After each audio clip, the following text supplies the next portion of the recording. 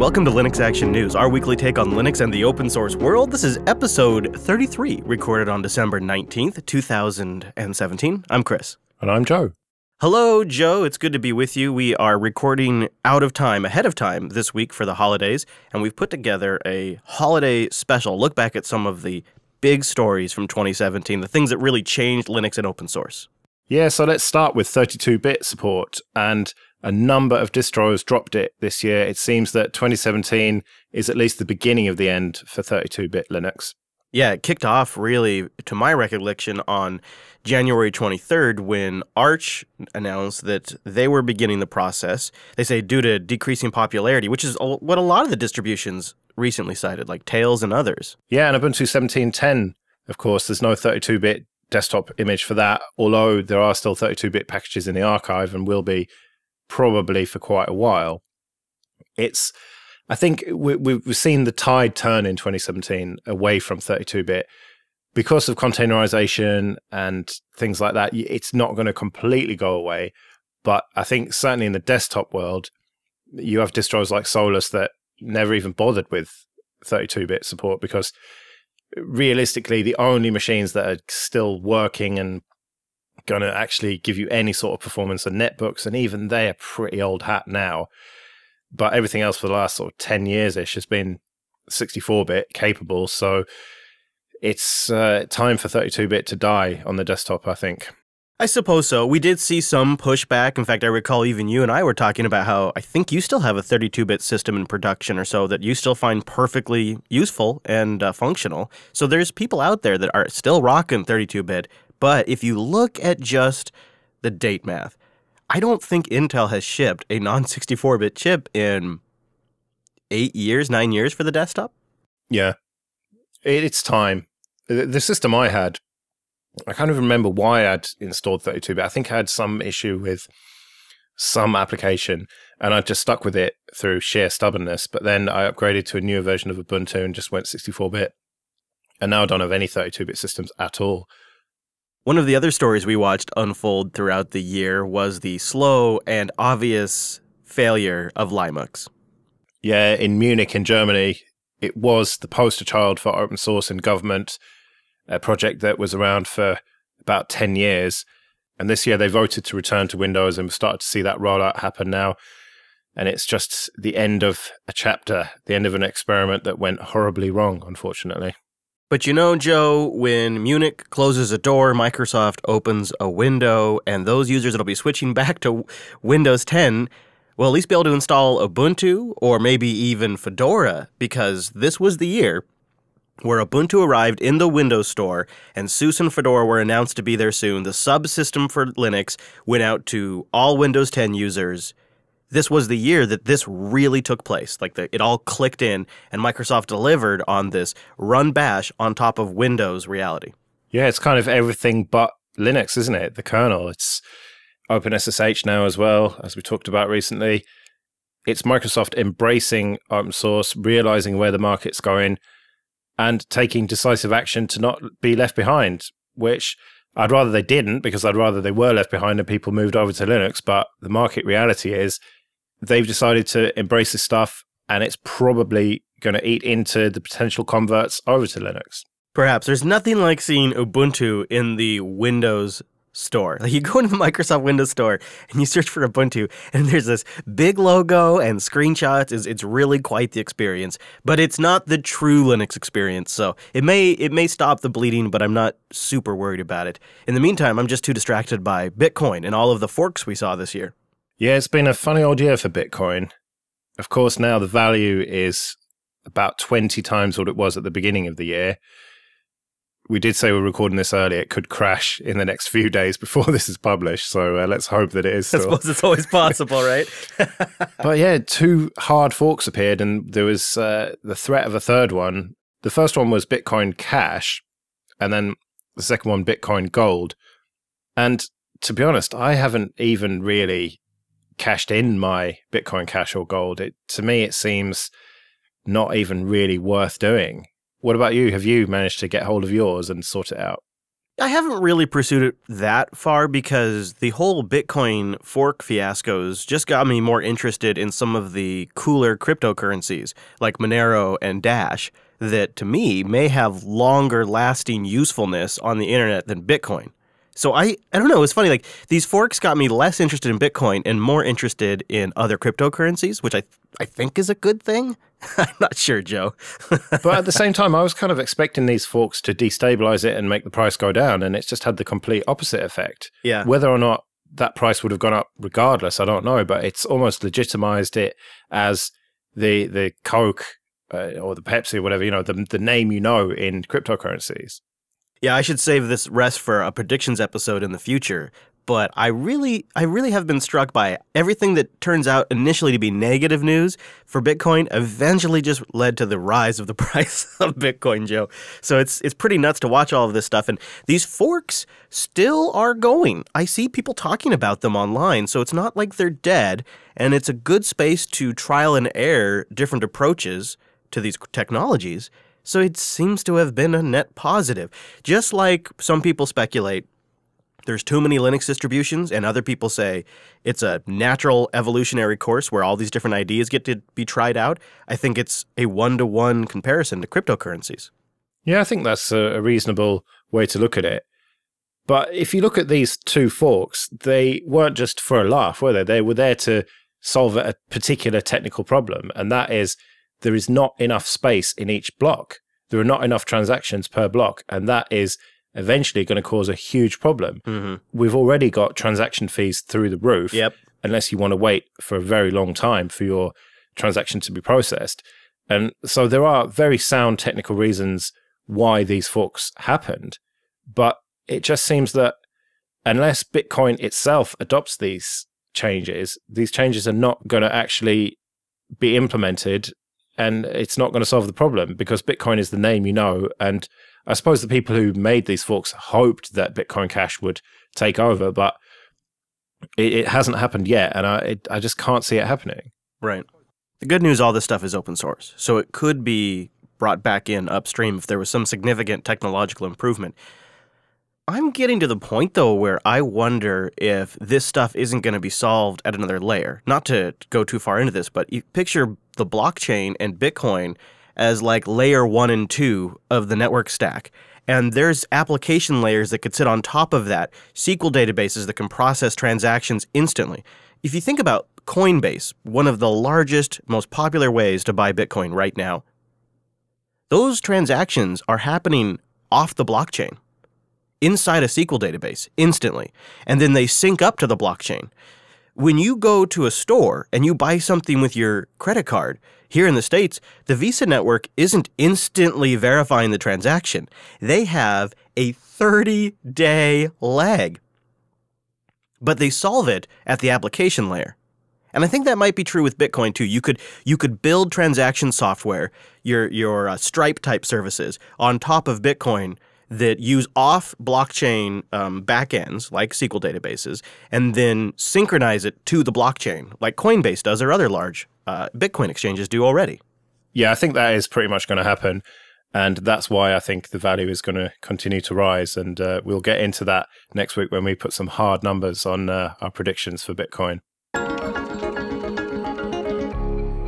DigitalOcean.com and use our promo code Here's the Thing. It's all one word. You create your account and then you apply it. DigitalOcean is a way for you to spin up a Linux system in seconds on their super fast infrastructure, and they have data centers all over the world.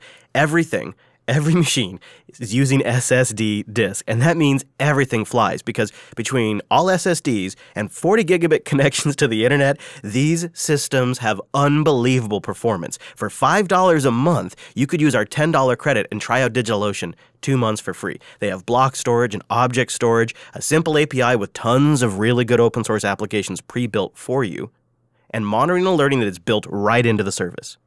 With straightforward pricing and great documentation and an interface that will blow you away, there's really no reason not to try it. DigitalOcean.com and use our promo code Here's the Thing. DigitalOcean.com, promo code Here's the Thing. Okay, so by far the biggest news story in the Linux world this year was back in April when Mark Shuttleworth dropped the bombshell that Ubuntu was abandoning Unity, abandoning the phone, switching back to GNOME, and it was all changed for the Ubuntu project. This is the story of the year that affected me the most personally, because unless I was a Canonical employee, I couldn't have been more on the front lines. I was sitting at a large conference table with the folks at Dell that all were responsible for shipping Ubuntu machines. The moment, in fact, I was the one that broke the news to them. By the way, you're no longer going to be shipping Unity, and you should have seen their faces. I mean, I couldn't have been in a better room, other than Mark Shuttleworth's office, I suppose. And then I was in New York towards the completion of this journey, watching the team come together, the remaining staff, and the final push towards 1710. So I saw both ends of bewilderment and the home stretch completion, and it really caused a lot of reflection in the whole community, I felt, Joe. Like, people were asking, where is this going? What does this mean for GNOME? What does this mean for the Plasma desktop now that all these companies are in on GNOME? Is there going to be a huge fork? Is there going to be controversy and fights? There were so many questions, but so few answers. Yeah, there was a lot of confusion early on in April and May, but then Canonical really upped their communication game, didn't they? With Didier blogging, the desktop progress, and of course the Ubuntu rally that you went to in New York. And a lot of the questions were answered over the 6 months after the announcement. And for me, I think they were answered in a very positive way. If you look at Ubuntu 17.10, it is a solid release. It wasn't just stock GNOME. It isn't just them abandoning the desktop. They did work on it and refine it and make it their own.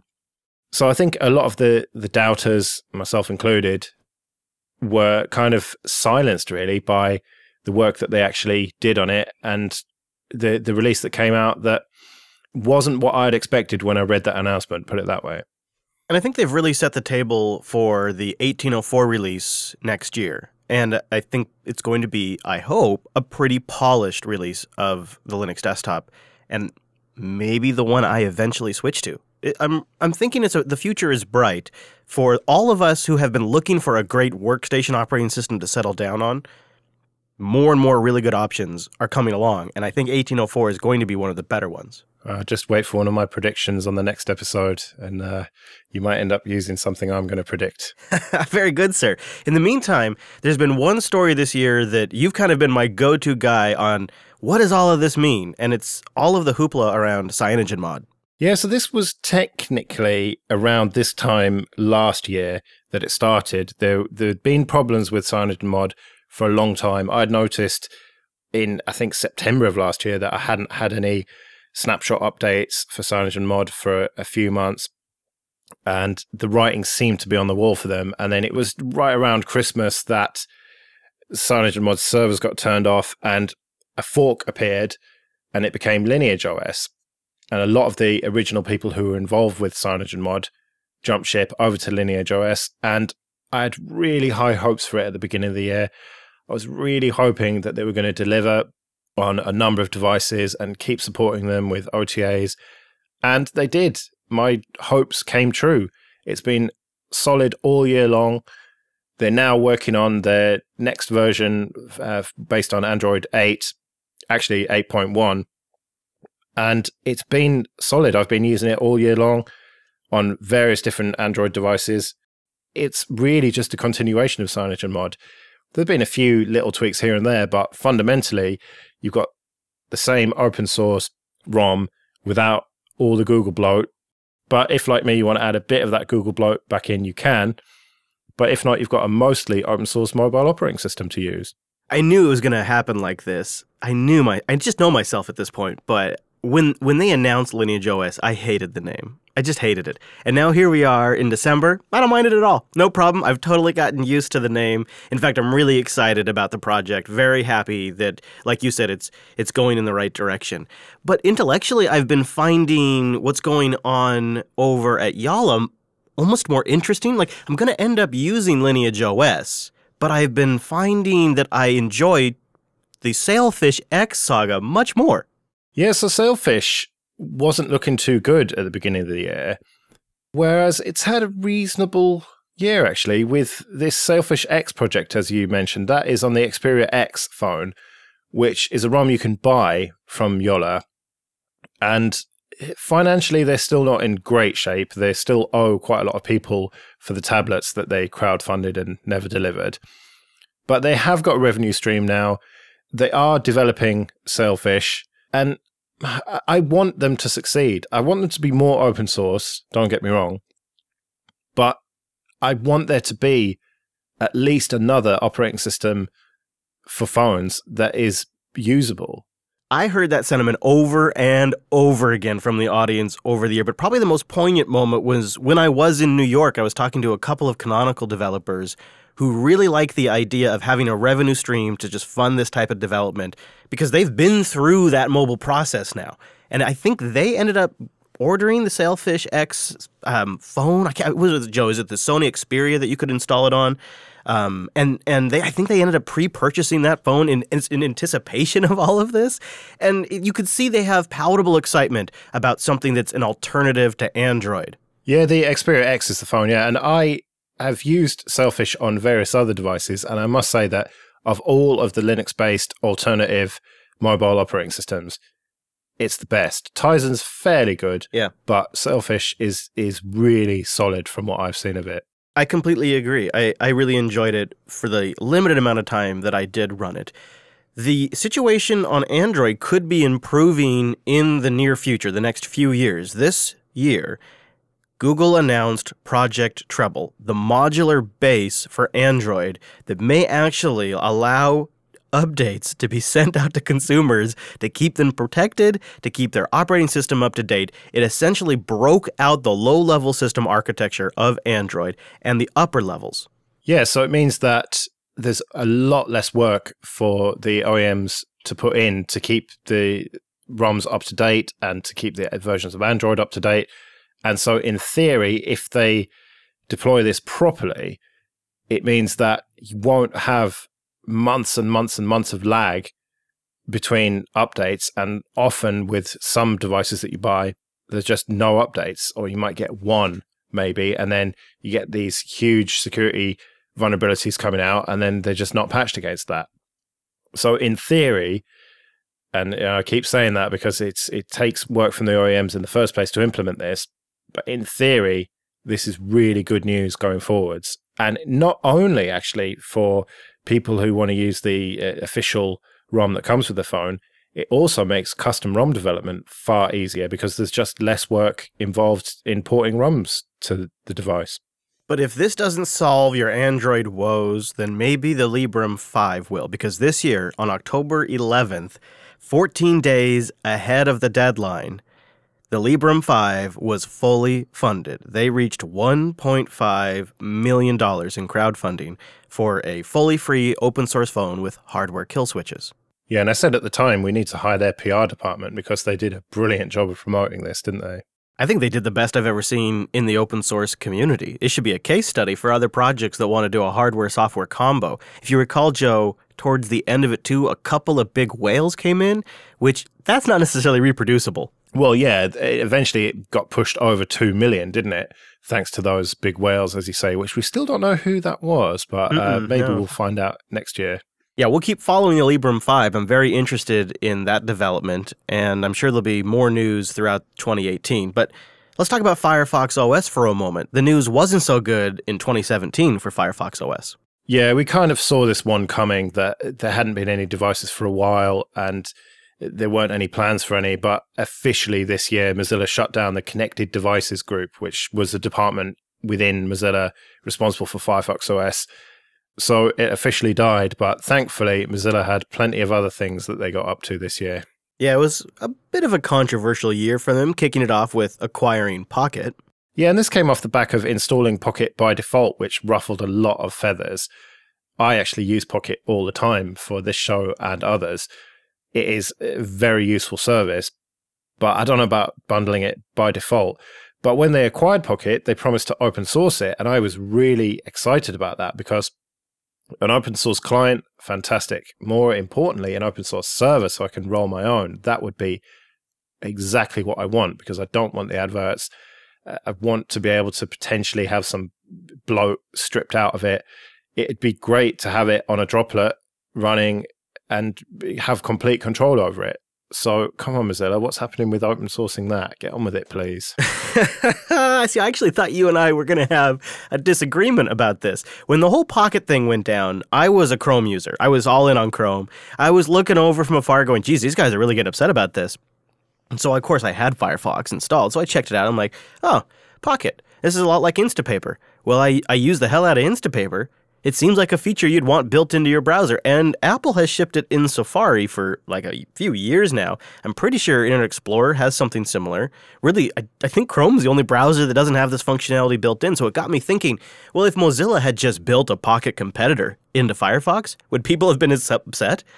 I don't think they would have. It is a great app. I think it's a pipe dream that the whole thing's going to be open sourced, especially the back end, because one of the things that Mozilla touted when they purchased Pocket was this great human recommendation engine on the back end that's curating the best content of Pocket, and there's no way they can ship that because that requires a staff. So they're either going to give you some sort of pared down Node.js server application, or it's just never going to happen. And that's an early prediction. That's a tease for our predictions episode, Joe. Well, I'd be happy with a pared down version of it. I have no interest in any of the social stuff and the recommendation. I just want to be able to save links and view them offline. Thank you very much. Fair enough. I think one of their strategies that made a lot of sense to me personally this year was the introduction of Firefox Focus. This seems to be the way to go after mobile for Mozilla, in my opinion. Yeah, I remember trying this out when it first came out and really being impressed with how fast it was. It was definitely the fastest browser I'd ever used on Android. But I remember thinking at the time that it could do with a few more features, and those features have been forthcoming. But I wonder, does that somewhat defeat the purpose of it? If you add too much in the way of features, does that make it not as fast? And it's kind of focused on privacy as well. So I think it remains to be seen how this develops, but it's good that they have got a different approach, because it seems that Firefox itself, the main version of the browser, is not doing that well on Android compared with Chrome. So they have to try something to stay relevant in the mobile market. And it's something that I'm definitely going to keep an eye on throughout 2018, I think. I've always enjoyed the ad tracker counter as a cool little demo to show people how creepy the internet is. But there is an area where Mozilla has had more success, and that's Project Common Voice. What I love about Project Common Voice is it just feels like an initiative for the people to make something better on the web in general without a direct benefit for Mozilla. Yeah, this is them doing their public service, isn't it? Collating all of these people's voices, reading the various things that you have to do, and also the data of people listening to the voices and confirming whether or not they've transcribed it properly. We need something like this if we're going to compete with what Amazon and Google and Apple have got going with their lady in a tube, as you call them. Yeah, and even just to offer basic speech recognition to websites and open source applications that can't afford nuances, multi-million-dollar licensing agreement, and all of the data exchange required. That's why I think this is one of Mozilla's power spots. Like, they're in the power stroke with this particular project. They also really nailed the Firefox Quantum release this year. Yeah, I've seen nothing but universal praise for this release, and for me, it's just something that got upgraded on Ubuntu, and I was just using it as a matter of course. And it's definitely faster than the previous versions of Firefox. I think some people have a little bit over-egged the pudding on how much faster and better it is. And they changed the layout a little bit, which I didn't like at first, but I've got used to now. But it is definitely a huge step forward for them. They need to stay competitive with Chrome if they've got any chance. And I don't know, do you think they really have got any chance of winning back market share from Chrome at this point? I mean, I'm not sure they've won back market share from me. It's enough of a cumulative improvement that I find it launches faster. I find it loads web pages at least as fast, if not maybe slightly faster. And I would say maybe what it actually is the order in which it loads the web page I prefer. That's what we're getting down to now, is how the web page is rendered on my screen. I like the way Firefox is doing it better than the way Chrome is doing it now as it's loading. But it also seems to do it without putting as much of a drag on my system, which I also really like because it leaves resources available for other applications. I'm pretty happy with it. I'm one of those fools who likes the new UI because I've heard a lot of people complain about it, but I think it's pretty great. That and all the other improvements they've baked into it, it's become my daily driver. But they're not without their controversies this year, too. In fact, going into 2018, I think Mozilla might be one of the companies that's embroiled in some of the biggest controversies. Yeah, the lawsuit with Yahoo, which stems from a deal that they did to become the default search provider, which would net them over $1 billion, but had a clause in it that said if Yahoo is sold, then Mozilla can walk away from the deal, keep the money, and change the default search provider. Well, Yahoo was sold, as we know, to Verizon. They changed their default search back to Google and intend to keep the money. And Yahoo, or Oath as they become, and Yahoo Holdings are having none of it. And they want their money back and they don't want to pay any more money. And so they're trying to weasel out of this deal. And neither of us are lawyers, but I'm fairly confident that Mozilla are going to get away with this and get to keep the money and keep making it rain. Yeah, if I was a betting man, I would bet this is going to work out okay for Mozilla. I'm not so sure how this whole Mr. Robot Looking Glass add-on situation is going to go. They're at least going to spend the first half of 2018 digging themselves out of this hole. Yeah, so much squandered goodwill. Just when they were coming off the high of Firefox 57 Quantum, they go and do this at the end of the year and push an extension to people's browsers without them even knowing about it. And it's some confusing thing about Mr. Robot that hardly anyone even knows about. I can't believe they've made this mistake. And I hope that people get fired over this. It's not good when people lose their jobs, but it's also not good when they damage the reputation of a major open source project. Yeah, I hope there's some reflection in the upper levels of Mozilla. It's been a good year overall for them, though, so hopefully they still have some goodwill to cash in. I debated dropping Firefox after the extension fiasco, but if I'm being honest, I think I still trust Mozilla more than I trust Chrome. And I like the advances in Firefox this last year, and I think they're on a good trajectory for 2018 with Firefox specifically. So I'm just going to keep an eye on it, and we'll keep reporting on what happens here on the show. In fact, you can get every single week's episode if you go to linuxactionnews.com/subscribe for all the ways to get this episode, and like we've been teasing a couple of times this week, our predictions, and not just predictions, but things we hope to see throughout 2018 in the world of Linux. That'll be in next week's episode. Yeah, and go to linuxactionnews.com/contact if you want to get in touch with us.